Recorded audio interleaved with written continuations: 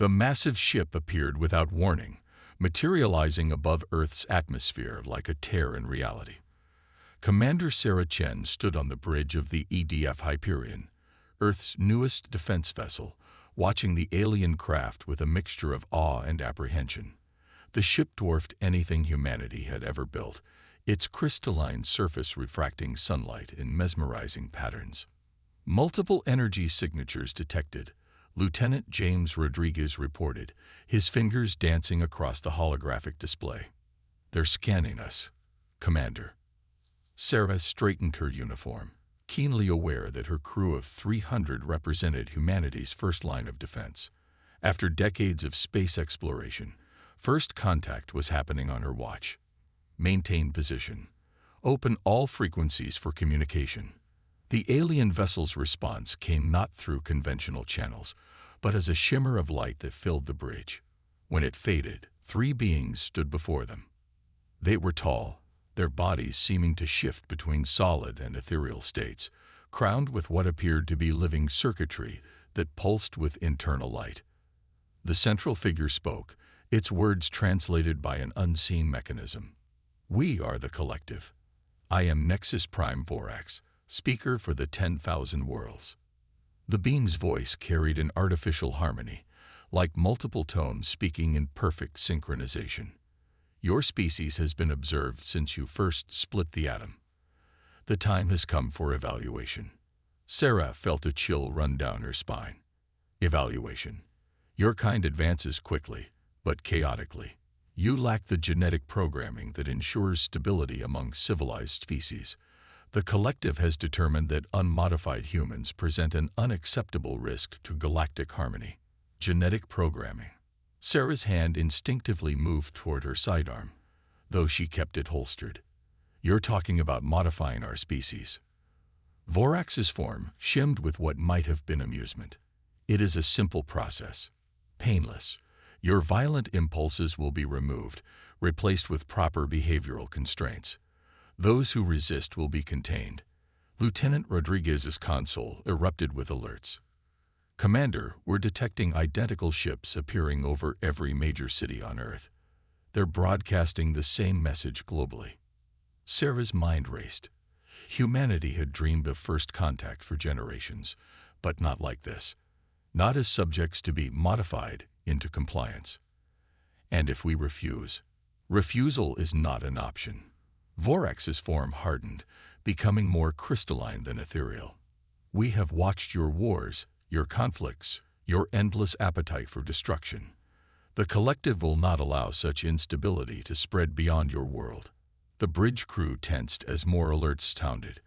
The alien ships were deploying smaller craft, thousands of them, creating a web of energy that began to envelop the Earth. "You have 12 hours to prepare your population for processing," Vorax stated. "After that, we begin with or without your cooperation." Sarah met the alien's gaze. "You've watched our wars, studied our conflicts, but you've missed something fundamental about humanity." She stepped forward, her voice steady. "We don't submit to threats. Ever. Your defiance is expected but irrelevant. The process will." "Commander," Rodriguez interrupted. "New contacts. The Chinese, Russians, Americans. Everyone's launching. Every military vessel Earth has is breaking orbit." Sarah allowed herself a small smile. Without a word being exchanged, humanity had given its answer. Vorax's form flickered with what might have been surprise as hundreds of human ships, large and small, moved to form a defensive sphere around their planet. "This is foolish," Vorax said. "Your primitive vessels cannot hope to." "We may be primitive by your standards," Sarah interrupted. "But we've had nuclear weapons pointed at each other for centuries without firing them. We've pulled back from the brink of destruction more times than you know. Our chaos, our violence, they taught us restraint, and now you're threatening our entire species." The alien ship's energy web pulsed brighter, but the human vessels held their positions. Sarah activated the global command channel, her voice reaching every Earth ship. "All vessels, battle formations. We are now at war." Vorax's form began to fade. You cannot win. Maybe not, Sarah agreed. But we'll show you exactly why you should have left us alone. As the aliens vanished, Sarah turned to her crew. Send word to Earth Command. Tell them to activate Protocol Omega. If the collective wants to see humanity's true nature, we'll give them a demonstration they'll never forget. The battle for Earth's future was about to begin, and humanity would fight with everything it had.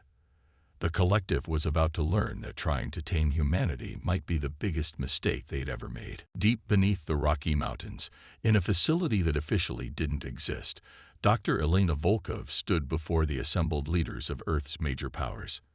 The holographic displays behind her showed the alien vessels still maintaining their threatening position around the planet.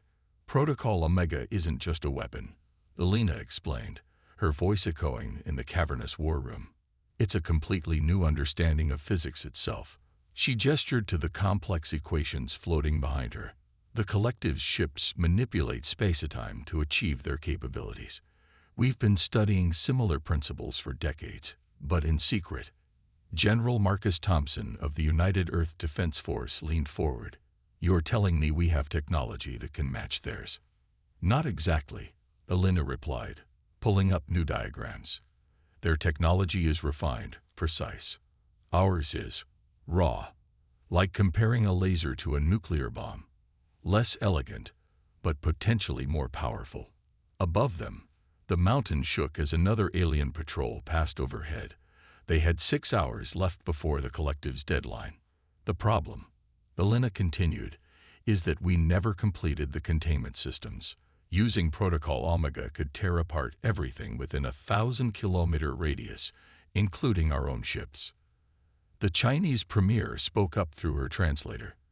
And you believe you can solve this problem in 6 hours? Elena shared a look with her colleague, Dr. Rajesh Patel, who sat quietly in the corner. He nodded slightly. No, she said, but we don't have to. We're going to remove the containment entirely. The room erupted in protests. General Thompson slammed his hand on the table. That's suicide. It's strategy.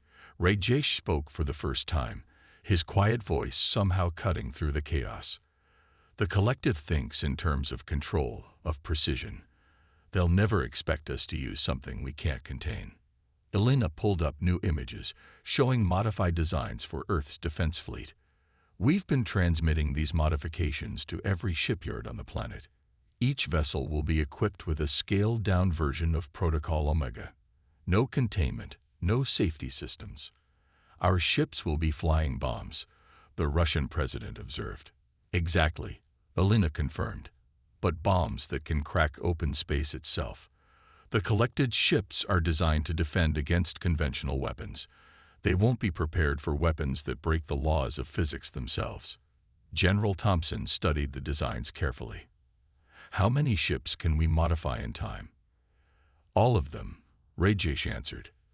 The modifications are already underway. Commander Chen's battle line was just buying us time to implement this. The room fell silent as the implications sank in. They were about to turn Earth's entire defense fleet into a suicide squad, armed with weapons that violated the fundamental laws of reality.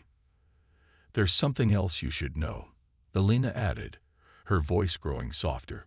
We've detected energy signatures from the collective's ships that suggest they're not as united as they appear. Their fleet is made up of different factions. We think some of them oppose this modification plan of theirs. The Chinese premier's eyes narrowed. How can you be sure? Elena brought up new sensor data. Their energy signatures show distinct patterns. Some ships are holding back, positioning themselves at the edges of their formation. If we can demonstrate enough power, enough determination, we might split their alliance, General Thompson finished. Make some of them question whether humanity is worth the cost of subjugating. The Russian president stood, his decision made. Better to die free than live as slaves. I vote we proceed. One by one, the other leaders nodded their agreement. Operation Omega was approved. Dr. Volkov, General Thompson said, get to the command carrier. You'll need to coordinate the technical aspects personally. He turned to the assembled leaders. Ladies and gentlemen, let's show these aliens why humanity has survived everything our own history has thrown at us. As Elena and Rajesh hurried to their transport, she caught his arm. We never tested the final calculations. The temporal feedback could destroy everything. Rajesh smiled grimly. The collective wants to remove our capacity for violence, our drive to push boundaries. Let's show them exactly what those qualities can accomplish. In orbit, Commander Chen received new orders. Her crew worked frantically to implement the modifications as the deadline approached. The collective had thought humanity would submit when faced with superior technology. Instead, they had driven humans to embrace their most dangerous qualities, their willingness to risk everything, their ability to turn their own destructive potential into a weapon. The drums of war were beating, and humanity's response would shake the very foundations of space and time. Reality shattered. There was no other way to describe what happened when dozens of temporal warheads detonated simultaneously against the collective's containment field. Space itself seemed to fold and unfold, creating patterns that human eyes were never meant to see. The Hyperion sensors went dark, overwhelmed by phenomena they couldn't process. Hull integrity failing. Rodriguez shouted over the sound of straining metal. We're being pulled in multiple temporal directions. Sarah Chen clung to her command chair as the ship bucked and shuddered. Through the view screen, she watched in awe as the massive collective command ship began to break apart, its crystalline surface cracking under forces it was never designed to withstand. But the alien vessel wasn't simply exploding. It was fragmenting across multiple timelines, each piece seeming to exist in several moments simultaneously. Energy surged from the alien fleet. Elena's voice crackled through failing communications. They're trying to stabilize the temporal cascade, but it's making everything worse. The collective's perfectly coordinated fleet was in chaos. Some ships attempted to maintain their positions, firing desperately at the human vessels that darted between tiers in space-time.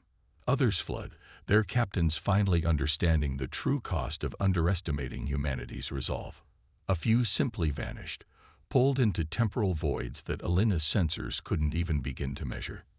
Multiple ruptures forming in the containment field, Rodriguez reported, his voice steadying as training took over. Their network is collapsing. On the main viewer, Sarah watched as Vorax's command ship continued to fragment. The collective leader's image appeared one final time, flickering between multiple states of existence. What have you done? The alien's voice echoed strangely, as if coming from multiple times at once. We showed you humanity's true nature, Sarah replied, even as her own ship groaned under impossible stresses. Not just our capacity for violence, but our willingness to risk everything to remain free.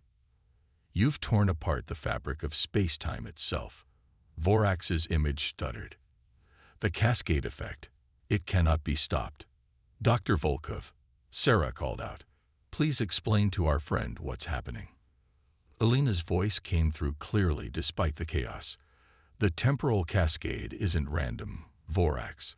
Every human ship out here is generating its own unique temporal signature. We're not just breaking reality. We're reshaping it. Your containment field is being pulled apart by hundreds of competing time streams, each created by a human crew choosing to risk everything. Understanding seemed to dawn in Vorax's multifaceted eyes. Your species, you turned your own temporal dissolution into a weapon. Even now, facing annihilation, you choose to fight. No, Sarah corrected him. We choose to be free. There's a difference. The cascade effect reached its peak. The space around Earth blazed with impossible colors as reality itself rebelled against the forces being unleashed.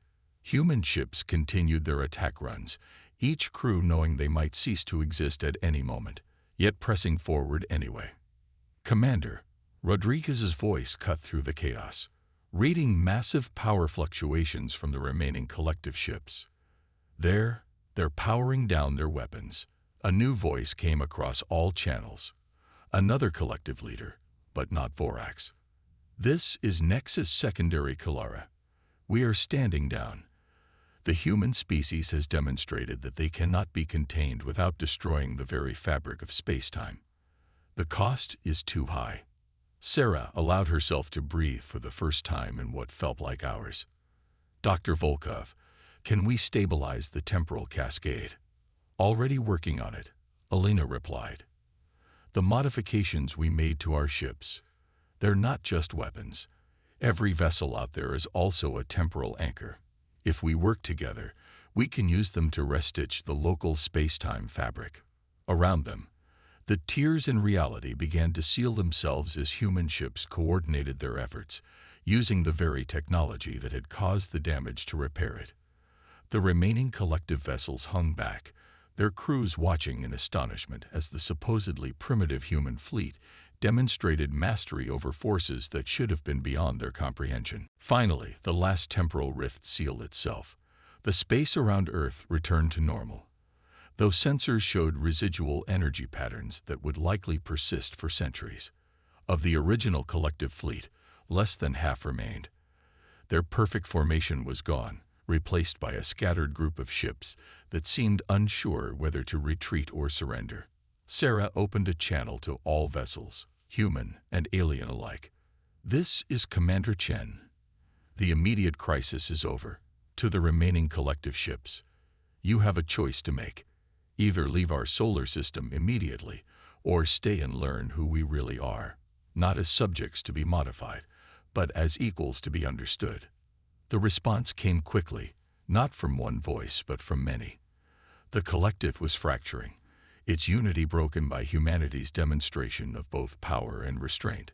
Some ships immediately jumped away, while others held their positions, their crews perhaps realizing that there was more to learn from humanity than they had first assumed. The battle was over, but its implications would echo through the galaxy for generations to come. 1 year after the Battle of Earth, Commander Sarah Chen stood in the newly constructed Galactic assembly on Luna, Earth's moon. Through the transparent dome above, she could see both her home planet and the scattered lights of ships from dozens of alien civilizations, including several former collective members who had chosen to establish diplomatic relations with humanity. The temporal anomalies have finally stabilized, Dr. Alina Volkov reported to the assembled delegates. Her holographic presentations showed the last traces of the reality warping battle that had changed everything. Though we'll be studying the effects for generations to come. Among the audience, Sarah noticed several crystalline forms of the remaining collective representatives, their surfaces no longer perfectly uniform but showing signs of individual variation. The battle had changed them too, breaking down centuries of rigid conformity. What humanity achieved that day, Alina continued, was not just a military victory. We demonstrated that progress doesn't have to come at the cost of identity. That chaos and order can coexist, each making the other stronger. Sarah's attention was drawn to a subtle movement near the chamber's entrance. Nexus Secondary Kalara had arrived. Now simply Kalara, as the collective's strict hierarchy had been one of the first casualties of their defeat. The alien leader had become an unexpected ally in the months following the battle, helping to bridge the gap between human and alien perspectives. The temporal manipulation technology that we developed, Alina said, addressing the concern that hung unspoken in the chamber, has been sealed away by mutual agreement, but its existence serves as a reminder. No species has a monopoly on innovation, and none of us can predict where the next breakthrough will come from. Sarah thought back to that desperate battle, to the moment when humanity had chosen possible annihilation over surrender. They had won not through superior technology or numbers, but through their willingness to push boundaries that their opponents had thought immutable. Kalara moved to the speaker's platform, their crystalline form catching the light from Earth above. When we first encountered humanity, we saw only the surface, the conflicts, the divisions, the potential for violence. We failed to understand that these very traits drove them to explore, to question, to advance. The alien's voice carried a new harmony, one of respect rather than artificial perfection. In trying to impose order, We nearly destroyed something precious, a species that could teach us how to grow beyond our own limitations. The assembly chamber filled with a soft hum, the alien equivalent of approving applause. Sarah noticed representatives from other civilizations who had come seeking alliances with Earth, drawn not by fear of human weapons, but by humanity's demonstration of both power and restraint. Later, on the observation deck, Sarah stood with Alina and Clara, watching ships come and go from the newly constructed space dock. Human vessels flew alongside alien craft, their crews working together to understand the phenomena they had created during the battle. "Did you know it would work?" Clara asked, their form shifting slightly in the Earthlight. "When you gave the order to fire those temporal warheads?" Sarah shook her head. "No, but I knew we had to try. That's something about humans that the collective never understood. We'll always choose a dangerous chance over certain submission. And that is why you won," Clara observed.